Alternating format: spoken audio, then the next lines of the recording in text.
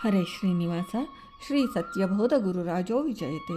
Shri ಹರಿಸ್ಮರಣಂ Facebook ಬಳಗದ ಹಾಗೂ ಕನ್ನಡ ಹರಿದಾಸಾಸಕ್ತರಿಗೆಲ್ಲ ಡಾಕ್ಟರಿಂದ ಸಂಗಮಾದ ನನ್ನ ನಮನಗಳು. ಮೂಲ ಸಂಸ್ಕೃತದ ಶ್ರೀಮದ್ ವಾದಿರಾಜಯತಿವರ್ಯ ವಿರಚಿತ ಮಹಾಕಾವ್ಯ ರುಕ್ಮಿಣೀಶ ವಿಜಯ ಗ್ರಂಥ ರಸಾಯನದ ವಿಶೇಷತೆಯಲ್ಲಿ ಶ್ರೀಕೃಷ್ಣನಿಂದ ಕಂಸನ ವಧಾ ಪ್ರಸಂಗದ ವರ್ಣನೆಯ 11ನೆಯ ಸರ್ಗದ ಇನ್ನೂ ಕೆಲವು ಶ್ಲೋಕಗಳ ಚಮತ್ಕೃತಿಯ ವಿಶೇಷತೆಯನ್ನು ಇವತ್ತು ನೋಡೋಣ. ಕನ್ಯೆಯನ್ನು ಅಪೇಕ್ಷಿಸುವವರನ್ನು ಆ ಕನ್ಯೆಯ ತಂದೆಯ ಕಾಲಿಗೆ ನಮಸ್ಕರಿಸಿ ಅವನ ಪ್ರೀತಿಯನ್ನು ಸಂಪಾದಿಸಿ ಕನ್ಯಾದಾನ ಕಾಲದಲ್ಲಿ ಅವನಿಗೆ ಭ್ರಾಂತಿಯನ್ನುಂಟು ಮಾಡಿ ಕನ್ಯೆಯನ್ನು ಪಡೆಯುವನು. ಅದರಂತೆ ದುಷ್ಟ ಜನರೆಂಬ ಆನೆಗಳಿಗೆ ಸಿಂಹದಂತೆ ಹಿಂಸೆಯನ್ನುಂಟು ಮಾಡುವ ಕೃಷ್ಣನು ಚಾಣೂರನನ್ನು ಜಯಿಸಲು ಆ ಸಮಯಕ್ಕೆ ಅವನಿಗೆ ಅಸುರರಿಗುಂಟಾಗುವ ಭ್ರಾಂತಿಯನ್ನುಂಟು ಮಾಡುವನೋ ಅನ್ನುವಂತೆ ಅವನನ್ನು ಹಿಡಿದುಕೊಂಡು ಬಹಳ ಸಲ ಸುತ್ತಿಸಿದ. ಮತ್ತು ಆ ಚಾಣೂರನು ಜಟ್ಟಿ ಕಾಳಕದಲ್ಲಿ ಎಷ್ಟು ಕಠಿಣತೆಯನ್ನು ಸಂಪಾದಿಸಿದ್ದಾನೆ ಅನ್ನೋದನ್ನು ನೋಡೋದಕ್ಕಾಗಿ ಹಿಡಿದುಕೊಂಡು ಅವನ ತಲೆಯನ್ನು ನೆಲಕ್ಕೆ ಅಪ್ಪಳಿಸಿದ. ಕಾರಣವಲ್ಲದೇ ಇದ್ದರೂ ರಿಪುಪಾದ ಗ್ರಹಣಕ್ಕೆ ಜಯ ಕಾಮಿನ್ಯಾಭಿಲಾಷೆಯು ಕಾರಣವೆಂದು, ರಿಪು ಬ್ರಾಹ್ಮಣಕ್ಕೆ ತತ್ಕಾಲಾರ್ಹ ಭ್ರಮಾದಾನ ಕಾರಣವಿಲ್ಲದಿದ್ದರೂ ಕಾರಣವೆಂದು, ಮಸ್ತಕ ಭೂತಾಡನಕ್ಕೆ ಕಠಿಣತಾ ದರ್ಶನ ಕಾರಣವಲ್ಲದಿದ್ದರೂ ಕಾರಣವೆಂದು ಊಹಿಸಿದ್ದರಿಂದ ಹೇತುತ್ಪ್ರೇಕ್ಷಾ ಅಲಂಕಾರ. ಜಯದಲ್ಲಿ ಕಾಮಿನ್ಯ ಅಭೇದ, ದುಷ್ಟನಲ್ಲಿ ಇಭಾಭೇದ, ಕೃಷ್ಣನಲ್ಲಿ ಪಂಚಾನನ ಭೇದವನ್ನು ಹೇಳಿದ್ದರಿಂದ ರೂಪಕ ಅಲಂಕಾರವೂ ಇದೆ. ಕಂಸನ ಭಯದಿಂದ ಪರಲೋಕಕ್ಕೆ ಹೋಗಲು ಪ್ರಯತ್ನಿಸುತ್ತಿದ್ದಾನೆ. ಅವನಿಗೆ ದಾರಿಯಲ್ಲುಂಟಾಗುವ ವಿಘ್ನಗಳನ್ನು ನಿವಾರಿಸುವುದಕ್ಕಾಗಿ ಕೃಷ್ಣನು ಒಡೆದ ತೆಂಗಿನಕಾಯಿಯೋ ಅನ್ನುವಂತೆ ಭೂಮಿಯಲ್ಲಿ ಬಿದ್ದ ಚಾಣೂರನ ತಲೆ ತೋರ್ತು.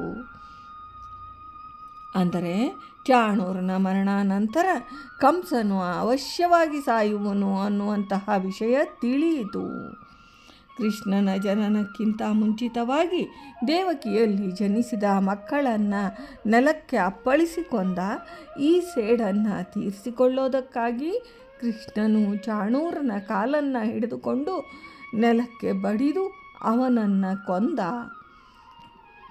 ಮುಷ್ಟಿಕಾಸುರನ ತಲೆ ಮರಣಕ್ಕೆ ಮುಂಚಿತವಾಗಿ ಚಾಣೂರನ ತಲೆ ಪುಡಿ ಪುಡಿಯಾಗಿತ್ತು. ಅದು ತನಗೆ ಸಮಾನ ಬಲವುಳ್ಳ ಜಟ್ಟಿಯಾದ್ದರಿಂದ ಮುಷ್ಟಿಕನು ಬಲರಾಮನ ಅಂಗೈಯ ಹೊಡೆತದಿಂದಲೇ ಸತ್ತ. ಇಂಥವನನ್ನು ನಾನು ಹೇಗೆ ನೋಡಲಿ ಅಂತ ನಾಚಿಕೆಯಿಂದ ತನ್ನ ತಲೆ ಒಡೆದುಕೊಂಡನೋ ಅನ್ನುವಂತೆ ವಾದಿರಾಜರಿಗೆ ಇದು ಭಾಸವಾಗಿದೆ. ಇಲ್ಲಿ ಕೂಡ ಉತ್ಪ್ರೇಕ್ಷಾಲಂಕಾರ ಇದೆ. ಬಲಸ್ಯ ತಲ ಘಾತೇನ ನಷ್ಟಂ ಮುಷ್ಟಿಕಮೀಕ್ಷಿತುಂ ಹ್ರೀಯೇವ ಚೂರ್ಣಿತಂ ರೇಜೆ ಚಾಣೂರಸ್ಯ ತಿರಹ ಪುರ.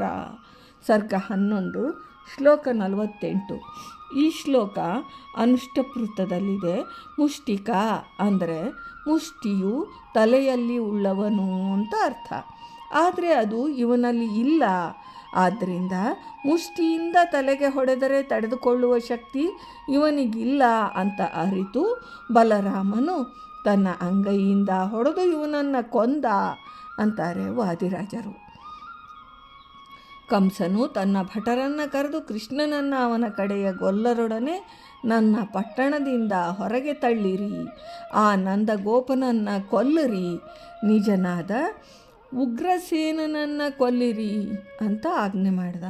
ದುಷ್ಟ ಶಿಕ್ಷಕನಾದ ಕೃಷ್ಣ ಆ ಮಾತನ್ನು ಕೇಳಿ ಕಂಸನು ತನ್ನ ದೇಹದಲ್ಲಿ ಅಂತರ್ಯಾಮಿಯಾಗಿರುವ ನನ್ನನ್ನು ತತ್ವಾಭಿಮಾನಿಗಳ ಜೊತೆಗೆ ಹೊರಹೋಗಲು ಹೇಳ್ತಾ ಇದ್ದಾನೆ. ತಾನು ಸಾಯ್ತಾನೆ. ಅವನ ಭಟರು ಮೊದಲೇ ನಾಶವಾಗಿರುವುದರಿಂದ ಅವನಿಗೆ ಆನಂದ ಉಂಟಾಗದಂತೆ ಮಾಡು. ನೀಚನಾದ ನನ್ನನ್ನು ಮೊದಲು ಕೊಲ್ಲು ಅಂತ ಕೇಳ್ತಾನೆ ಅನ್ನೋದನ್ನು ಅರಿತು ಅವನ ಸೇವಕರಂತೆ ಸಜ್ಜನ ಮಾರಕನಾದ ಆ ಕಂಸನ ಹತ್ತಿರ ಕೃಷ್ಣ ಹೋದ.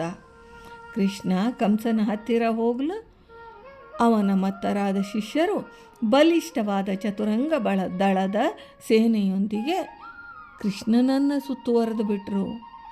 ರಾಜರ ದೃಷ್ಟಿಯೊಳಗೈದು ಪತಂಗ ಹುಳುಗಳು ಸಾಯುವಾಗ ಉರಿಯುತ್ತಿರುವ ಬೆಂಕಿಯನ್ನು ಸುತ್ತುವರಿಯುವಂತಹ ಕತ್ತಲೆ, ಅಪ್ರಕಾಶಿಸುವಂತಹ ಸೂರ್ಯನನ್ನು ಈ ಕತ್ತಲೆ ಆವರಿಸಿಕೊಂಡಂತೆ ಆಯಿತು ಅಂತಾರೆ. ಇಲ್ಲಿ ಉಪಮಾ ಅಲಂಕಾರ ಅದ.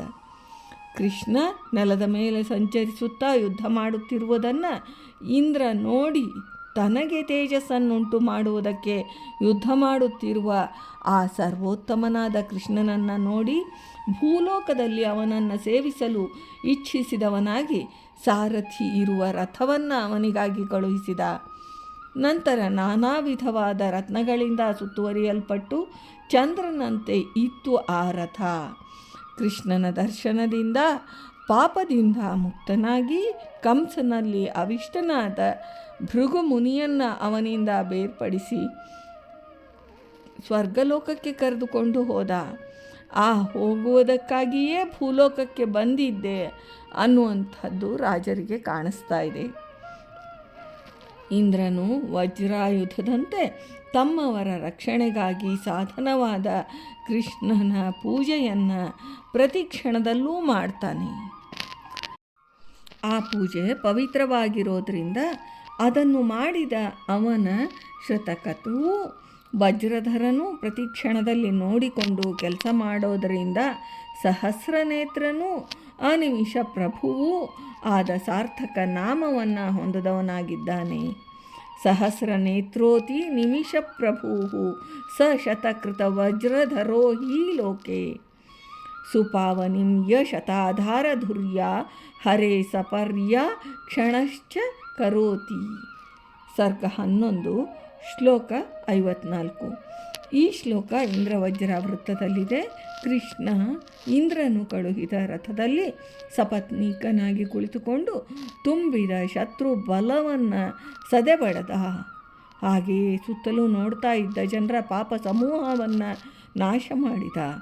ಈ ರೀತಿ ಸುಂದರವಾದ ಮನ್ಮಥ ಜನಕನಾದ ಕೃಷ್ಣನನ್ನು ಸುತ್ತಲೂ ನಿಂತ ಕಾಮಿನೀರು ವಶ ಮಾಡಿಕೊಳ್ಳುವ ಅಪೇಕ್ಷೆಯಿಂದ ಕಾಮ ಕಟಾಕ್ಷದಿಂದ ನೋಡ್ತಾ ಇದ್ದರು.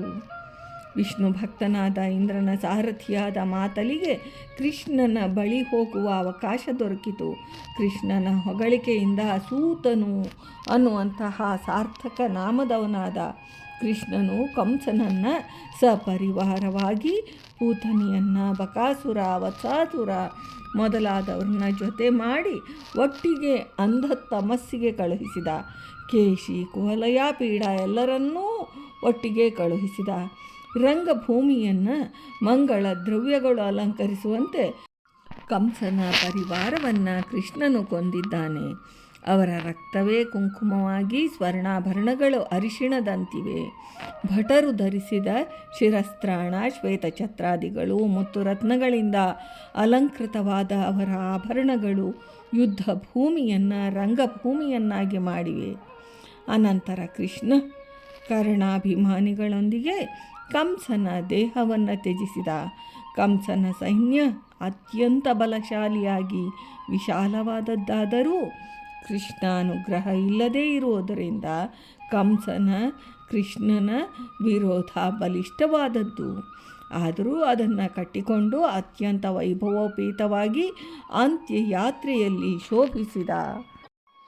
ಕೃಷ್ಣೋಥೋ ಬಹಿರಾಜಗಾಮ ನಗರಾತ್ ಕಂಸಸ್ಯ ದೇಹಾಪಿತಾತ್ ಚಕ್ಷಸ್ತೋತ್ರ ಮುಖಾದಿಪಾಲನಪರೈಃ ಸ್ತ್ರೀಯೈ ಸಮೇತೈ ಸುರೈಃ ನಿಷ್ಠಾನಿಷ್ಟಜನಾನ್ ನಿರೀಕ್ಷ್ಯ ಮಿಮತಂ ದೃಷ್ಟ್ಯಾತಿಪುಷ್ಟಂ ಭಟ ನಂದೋಪಿ ಕ್ಷಮಯೇ ವಿವಾನ್ ಸ ಚ ಖಲೋ ಹೀನೋಗ್ರಸೇನೋ ಹತಾಃ. ಸರ್ಗ 11 ಶ್ಲೋಕ 61. ಈ ಶ್ಲೋಕ ಶಾರ್ದೂಲ ವಿಕ್ರೀಡಿತ ವೃತ್ತದಲ್ಲಿದೆ. ಕಂಸನು 10,000 ಆನೆಗಳ ಬಲವುಳ್ಳವನು, ತನ್ನನ್ನು ಯಾರೂ ಕೊಲ್ಲಲಾರರು ಅನ್ನುವಂತಹ ಅಹಂಕಾರದ ಪರ್ವತವನ್ನೇ ಹೊತ್ತಿದ್ದ. ಆದರೆ ಬಾಲಕೃಷ್ಣ ತನ್ನ ಕೈಯಿಂದ ಹೊಡೆದು ಕೊಂದಿದ್ದಾನೆ. ಇದರಿಂದ ನಾಚಿಕೆಯಿಂದ ಮುಖವನ್ನು ತೋರಿಸಲಾರದವನಂತೆ ಕತ್ತಲೆ ತುಂಬಿದ ಅಂಧ ತಮಸ್ಸಿಗೆ ಹೋದ. ಅವನಲ್ಲಿ ಆವೇಶಗೊಂಡ ಭೃಗು ಋಷಿಯು ತಾನು ದುಷ್ಟ ಕಂಸನಲ್ಲಿ ಸೇರಿಕೊಂಡಿದ್ದರೂ ಕೃಷ್ಣನು ತನ್ನಲ್ಲಿ ಅನುಗ್ರಹ ಮಾಡಿದ್ದಾನೆ ಅಂತ ತನಗಾದ ಸಂತೋಷವನ್ನು ಕೂಗಿ ಹೇಳ್ತಾ ಅತ್ಯಂತ ಪ್ರಕಾಶಮಾನವಾದ ಶ್ರೀಮನ್ನಾರಾಯಣನ ಸ್ಥಾನವಾದ ವೈಕುಂಠ ಲೋಕಕ್ಕೆ ಹೋದ. ಈ ಮೊದಲು ಕೆಲವು ಶತ್ರುಗಳಾದ ರಾಕ್ಷಸರ ದೇಹವನ್ನು ಪುಡಿ ಪುಡಿ ಮಾಡಿ ಕೆಲವರನ್ನು ಕತ್ತರಿಸಿ ಕೊಂದಿದ್ದಾನೆ. ಆದರೆ ಕಂಸನನ್ನು ಮಾತ್ರ ಕೆಳಗೆ ಬೀಳಿಸುವುದರಿಂದ ಕೊಂದಿದ್ದಾನೆ. ಕಾರಣ, ಅವನಿಗೆ ಮುಂದೆ ಹೆಂಡತಿಯು ಬಂದು ಅವನ ದೇಹವನ್ನು ತಪ್ಪಿಕೊಂಡು ಗೋಳಾಡುವಳು. ಆದ್ದರಿಂದ ಅವನ ಹೆಂಡತಿಗೆ ಅಂತಿಮ ದರ್ಶನಕ್ಕೋಸ್ಕರ ಕೊಂದಿದ್ದಾನೆ ಅನ್ನುವಂತಹದ್ದು ವಾದಿರಾಜರ ಅಭಿಪ್ರಾಯ. ಇಲ್ಲಿ ಫಲೋತ್ಪ್ರೇಕ್ಷಾಲಂಕಾರ ಇದೆ. ಕೃಷ್ಣನು ಮುನಿಗಳ ಮನಸ್ಸಿಗೆ ಚಂದ್ರನಂತೆ ಹರ್ಷವನ್ನುಂಟು ಮಾಡುವವನು. ಆಯಾಸವನ್ನರಿಯದ ಕೃಷ್ಣನು ತನಗೆ ಆಯಾಸವಾದಂತೆ ನಟಿಸಿದ್ದಾನೆ. ಅದರ ಕಾರಣ, ಕಂಸನನ್ನು ಕೊಂದದ್ದು ಆ ಆಯಾಸವನ್ನು ಪರಿಹರಿಸಿಕೊಳ್ಳುವುದಕ್ಕೆ ಯಮುನಾ ನದಿಗೆ ಹೋಗ್ತಾನೆ ಅಂತ ವಾದಿರಾಜರ ಉತ್ಪ್ರೇಕ್ಷೆ. ಅವನು ಯಮುನಾ ನದಿಗೆ ಹೋಗುವ ಉದ್ದೇಶ ಅವಳ ಶುದ್ಧಿಗಾಗಿ. ಯಾವುದೇ ವಸ್ತು ಅಥವಾ ವ್ಯಕ್ತಿ ಭಕ್ತಿಯಿಂದ ಕೃಷ್ಣನ ದರ್ಶನವನ್ನು ಮಾಡಿ ತೀರ್ಥ ಪ್ರಸಾದಗಳನ್ನು ತೆಗೆದುಕೊಂಡ್ರೆ ಅವನು ಶುದ್ಧ. ತೀರ್ಥ ಪ್ರಸಾದಗಳೇ ಶುದ್ಧ ಮಾಡುವ ಶಕ್ತಿಯನ್ನು ಹೊಂದಿವೆ. ಆಮೇಲೆ ಸಾಕ್ಷಾತ್ತಾಗಿ ಅವನ ಅಂಗಸಂಗ ಮಾಡಿದರೆ ಪಾಪ ಹೋದೀತೆ ಅಂತಾರೆ. 65ನೇ ಈ ಶ್ಲೋಕದಲ್ಲಿ ಕಾವ್ಯವನ್ನು ಬರೆದು ಓದಿದವರಿಗೆ ಬರುವ ಫಲವನ್ನು ಹೇಳ್ತಾರೆ. ಪಾಪೌಘ ನಾಶವಾಗಿ ರೋಮಾಂಚನವಾಗುವುದರಲ್ಲಿ ಸಂದೇಹವಿಲ್ಲ.